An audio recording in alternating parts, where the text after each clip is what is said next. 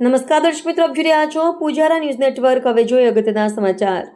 સાવરકુંડલા તાલુકાના વિજપડી ગામે સર્વરોગ નિદાન કેમ્પ યોજવામાં આવ્યો હતો. તારીખ 29 ઓગસ્ટ 2025ને શુક્રવારના રોજ સવારથી 9થી સાંજના 5 વાગ્યા સુધીનો કેમ્પ રાજ્ય સરકારની ગાઈડલાઈન મુજબ આરોગ્ય તંત્ર જિલ્લા પંચાયત અમરેલીના સૌજન્યથી અમરેલી જિલ્લાના દરેક સામૂહિક આરોગ્ય કેન્દ્ર, પ્રાથમિક આરોગ્ય કેન્દ્ર અને આયુષ્માન આરોગ્ય મંદિર ઉપર આ કેમ્પો યોજવામાં આવેલ.